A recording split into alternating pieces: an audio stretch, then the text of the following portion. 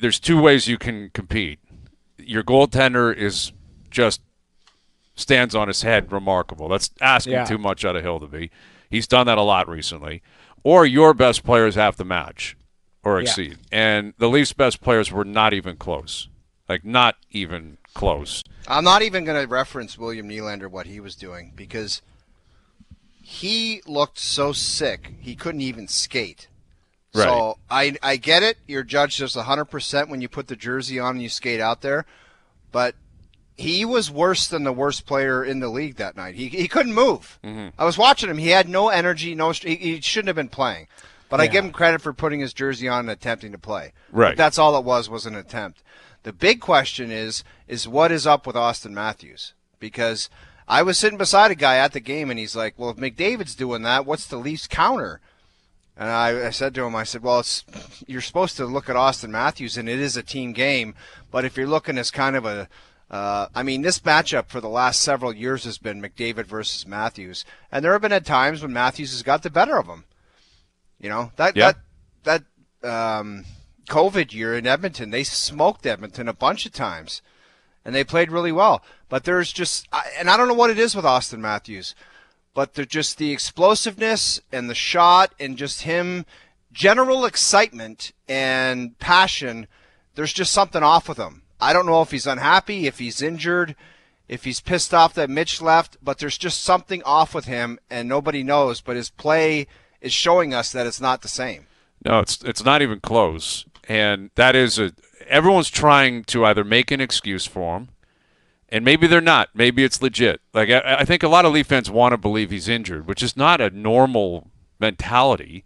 You don't want to believe that. You know, but that hopefully goes part he's and parcel not. with his play. They're watching his play saying, you didn't age 10 years exactly. a year and a half ago. You're not 38 years old. No. Like, he's still in his prime. A year and a half ago, the guy ripped home 69 and was unstoppable.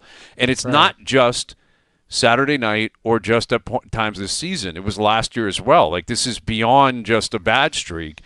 And, you know, I look at where his game is at and the way, you know, even the team is going to handle it. Like, now they got Willie on his line. Matthew Nyes. And Matthews is not alone. Like, Willie's been sick, but Willie has not played well recently. No, Matthew Nyes has 3 goals in his last 18 games. I think John Tavares has 2 or 3 in his last 13 games.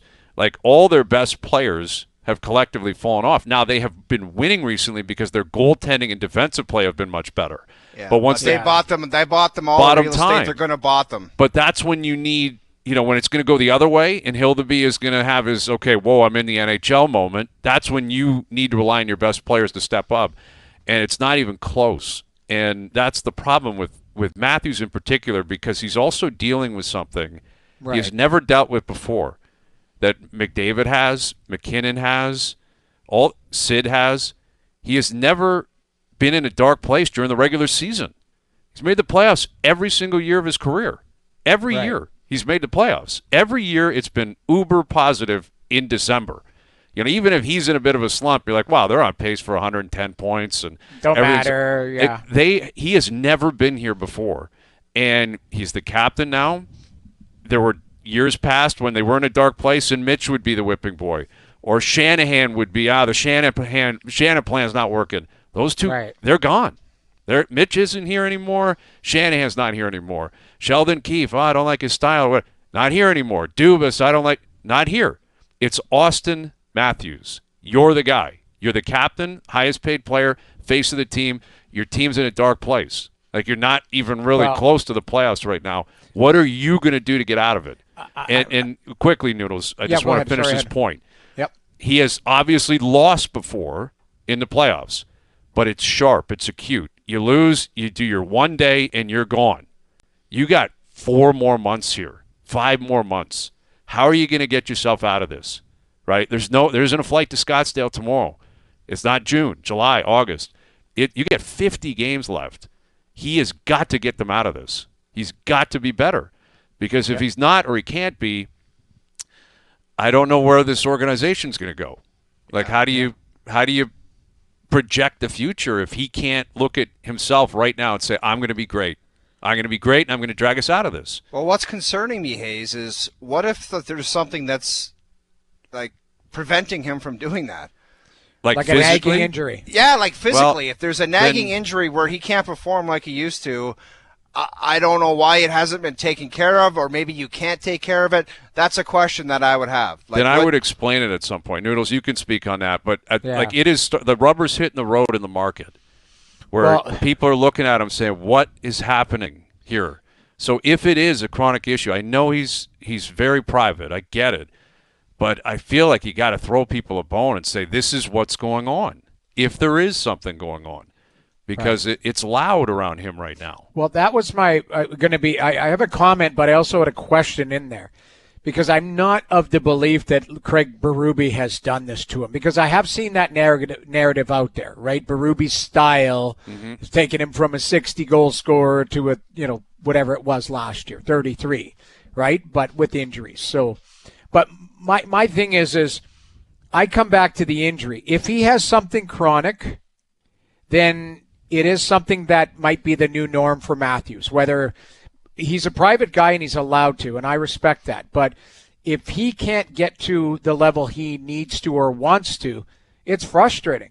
Like, there's times that we've pointed out in his play. You pointed it out the other day. It was in overtime. Like, that's usually a shot from distance that could be dangerous for the goaltender, because he has that. He's the type of guy. He's one of the guys in the league, one of only a few that can score from distance, beat goaltenders with their actual shot. Jamie, just quickly, some guy tweeted out the other day, he's like, where is this stuff? And there was highlights of him just wheeling down the ice and ripping it from everywhere and it going in. And I get it, sometimes you're on a heater and they go in, but it just looked totally different. There was like a you're not stopping me mentality, where it was some speed and just I'm ripping this home, and it's not there. It's not there, man. Yeah, and it's before the shot. Right. It's how you get there, where you're chugging and you're on your feet and you're moving and you got an attitude about you that is lacking right now. We've seen flashes. I've seen flashes of plays where he, outside, inside, gets into inside position strong and doesn't have the finish. The goalie makes the save. Mm-hmm. And you're like, okay, that's there.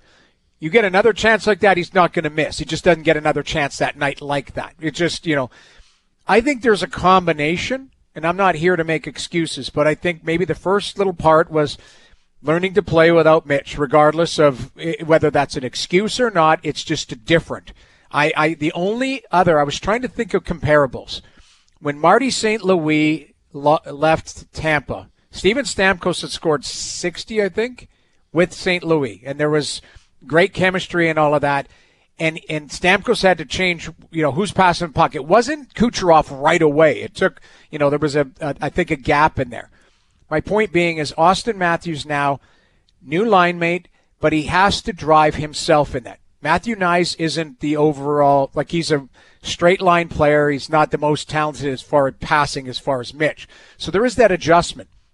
But after the adjustment, it's the player. What do you bring into the table? Because at some point you can't go. You're 32 games in. And that's the thing. Like, Mitch was here last year, right? And it didn't happen. Also, when he was chasing 70, he was playing with Domi and Bertuzzi. Right. He was not playing with Mitch Marner. Yeah. Down the stretch, he was with Max Domi and Tyler Bertuzzi, and the guy was like, "Just go stand over there." Yeah, the other superstar the other night, 29, he was going out there with Podkolzins and Savoie. So, right. And looking like a giant and basically saying, come get some if you want it. So let's play the Berube clip here too, because Craig spoke on him today, and I credit Berube because it wasn't sugarcoating. He said, got to be better, and he's not alone, and he's right. But here's what Berube had to say about the leadership and what's needed from them after the third period on Saturday. I talked to the team after the game, and it's, our leaders got to take control of it a lot more than they are right now. And, to me, it's all a mindset, whether you're down a goal, we're up in the San Jose game, you just got to have more urgency and being more direct on how we want to play. We didn't do it in the third period 2 games in a row. Guys, you can mince that up and chop that up and put it any kind of way, talk about mindsets, physicality. At the end of the day, in that league, it's about production from your best players. And if they're not doing it, you're going to have a coach talking like that. It's not about anything else. It's Yeah, about your best guys getting it done and producing. Obviously, there's avenues to get that done, and Craig wants it done a certain way, but that's what that's all about, is the best guys not being on the score sheet for some time now, and it's costing them, and he's bringing it up, and he's just addressing it a different way. Top players, that's always been the game, man. You got to produce, and if you don't, your team's probably jammed up. 100%. I found it interesting that he made that comment, and then Auston did not speak with the media after the game. That is absurd. That, to me, is not a good look, because the instincts of the Leafs are, we got to protect this guy. From day one, protect, protect, protect. You're a captain of You're a the team. captain you of get the dummied team. at home, you got to speak. You've got to speak, and he didn't speak. And I look at the player for that, too, because I think the team is in the wrong here. They should have gone to him and said, you got to speak. He was requested.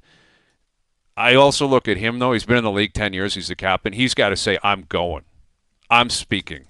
Like I even if you're pitching to me, it's best for me to take a night off. I can't. I won't talk on Monday at the practice. 82 times a year, if you're the captain, you've got to speak. Win or lose, unless you're getting treatment or you're injured or something, you got to be available speak. to speak. They might want to talk to somebody else who got a hat trick or something. But yes, you could be and available. They obviously weren't on Saturday. Right. Like I know, and they sent Scott Laughton out, which I think is a smart play because Scott's speaking. Like Laughton's a captivating guy, and he falls on the sword, and I thought he said all the right things. I think Laughton has been, a breath of fresh air in terms of accountability and saying not good enough, and that's great. But you have to have your captain out there speaking after a game like that, especially when your coach goes, I just challenged the leaders of the team to basically be more accountable. How does it jive? Got to be more accountable. Captain not available to speak. It doesn't work. It doesn't add up. It shouldn't happen. That's crazy that he didn't speak after the game. Yeah, he should speak every single game. Your captain has to speak every single game. They have to. It comes with the territory. It's an honor. It's a privilege. You've got it. You got to speak, and especially after that performance Saturday night, McDavid's running wild on you. You got to speak.